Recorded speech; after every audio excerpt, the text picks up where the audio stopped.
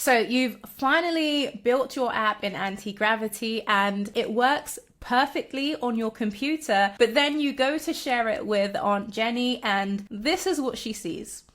This is what she sees, and she's gonna try and reload it, and it's still not gonna work. So your local host URL, as much as you want to show your friends and family, it's not going to work. That is your local. It's in the name. That's your local instance of your website. So what you need to do is, number 1, buy a domain name. Number 2, get your GitHub account set up and get your site up on GitHub if you've not done that already. And number 3 is get it hosted on Vercel or Netlify. And number 4 is to transfer that domain name to Netlify or Vercel, or at least set your DNS records up so it can read from where it's hosted. So it connects the .com to where the actual site is. So that's what we're going to do in this video. I'm going to try and keep it as simple as possible. So you're going to see me purchase the domain name, get the GitHub set up, get Vercel set up, and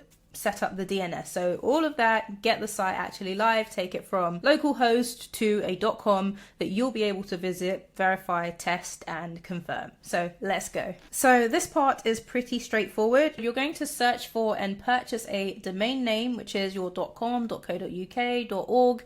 And you can do this on Namecheap, GoDaddy, 123reg.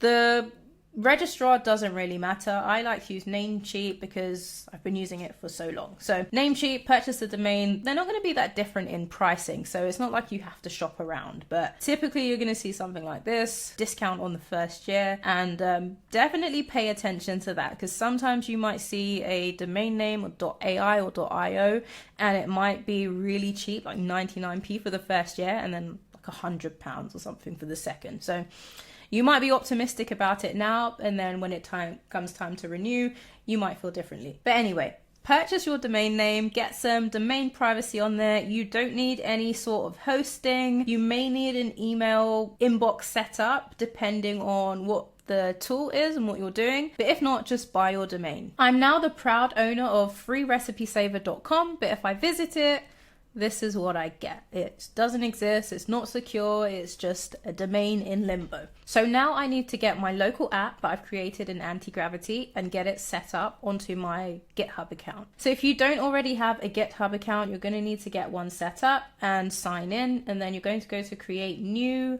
repository, and I'm just going to name it Free Recipe Saver, save recipes online. And here you can choose your visibility. If you make it public, then everybody can see your repository, see your folders, your files. If you make it private, then nobody can, but you'll still be able to get it set up onto Vercel or Netlify because they are being given authorization to host and see your files. So make sure you set it to private or public, whatever you're going to do. You can add things like readme, gitignore, license, but these things you can also get the AI to create, so this is really not an issue. So I'm going to do that, and that's created. So I'm just going to copy this URL. It may ask me to log in on Antigravity, but I'm going to copy this and tell it to push my web app to this repository. So quite simple, push to GitHub. And then I'm going to paste that.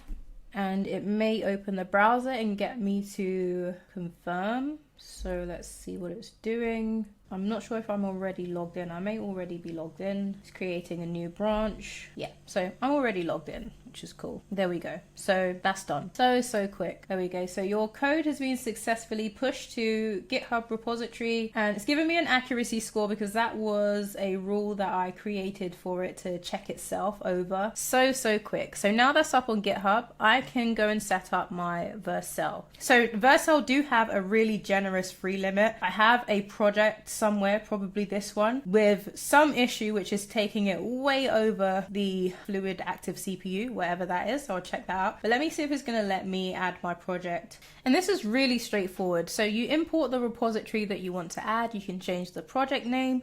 You've got different frameworks to choose from, but by default it's set to Next.js. And I'm not going to change anything else. Of course, if you have environment variables which hold your sensitive information like API keys and things like that, then you're going to add that now and then hit deploy. And this is just the first step. Once we've hit deploy, it then becomes available to anybody with that URL. So unlike the localhost 3000, this URL that it gives you, you will be able to share, but it's not going to be an aesthetic URL. It's successfully deployed, but as you can see, I can see 500 internal server error. And immediately I knew what my mistake was. So on the previous screen, I mentioned environment variables, which is where you add sensitive information, API keys, all of that stuff. You need to add that if you have Supabase. All of those sensitive things you need to add to your environment variables and have that in Vercel. So your site is not going to work. And I'm actually going to go through and give this to Antigravity, and it's going to confirm this to me. I've deployed the site, but I'm getting this error. So even if next public Supabase URL and anon key are accessible the way... Oh, okay, so there is actually a middleware problem, but let me grab these because I need to add these to the EMV. So while it's fixing that middleware dependency issue, I'm going to add these to my env.local. This is the Supabase URL and the anon key. I'm not sure if I also need the role key, but I'll wait and let it confirm that to me. So I'm going to go to settings, environment variables, and I'm just going to paste these in. So I've hit paste and I've hit save. I'm going to redeploy. Once it's confirmed it's fixed it. Okay, so it said that the middleware issue is occurring because I was missing this from the environment variables. So that's fine, absolutely fine. We've got that sorted. And we are ready to redeploy. So it's just going through it now, building the logs. It's been compiled successfully and it's deploying. And that's all working. So if I go to visit, now we've got our site. So as I mentioned, this URL now, I could share this with a family member on a different computer, completely different router, and they will be able to visit this working app, and the database is all going to be connected. So if I sent this out to 100 people and they signed up, and then I later on updated the domain name, their accounts and everything would still be intact. It's the same database and it's all set up, but we don't want that. We've purchased our domain name and we want that nice domain to show up. So what we need to do now is go back over to Vercel, and let's see, it's a bit different to Netlify, but it's the same, offers the same service, just a different UI. So I'm going to go to settings, let's see, domains, here we go. And I'm going to add a domain, and I'm going to give it this one, which is the one I've just purchased. Paste, let's close these.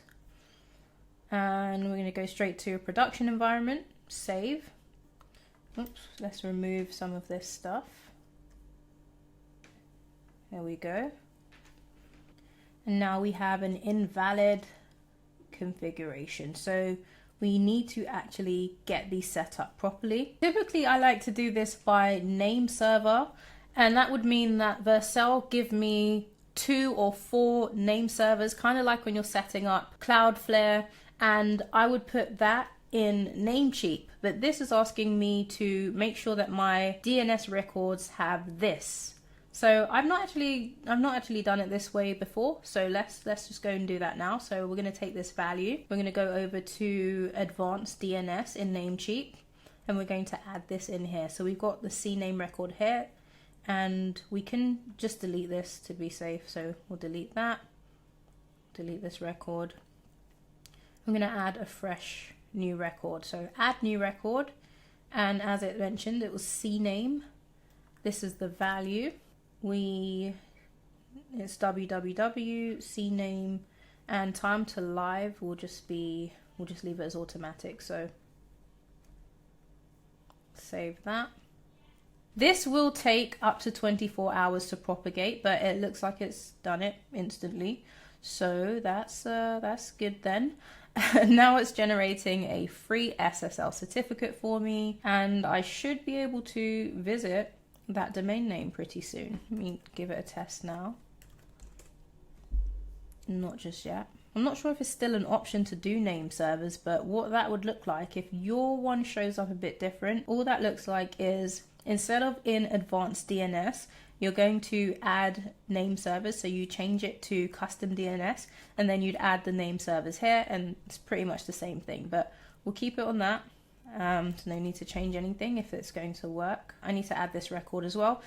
Adding this record means that if somebody visits the freerecipesaver.com version without the www, it will still work. So very important. You need to make sure that all the wildcard versions of it, so HTTP, once the SSL certificate is set up, HTTP, HTTPS, www, and domain.com. So you want to make sure all of that is set up. That's why I prefer to do name servers, but nonetheless, if we get the same result, it's all good. So back over to advanced DNS, and we're going to add this other record, a record at, and then this IP.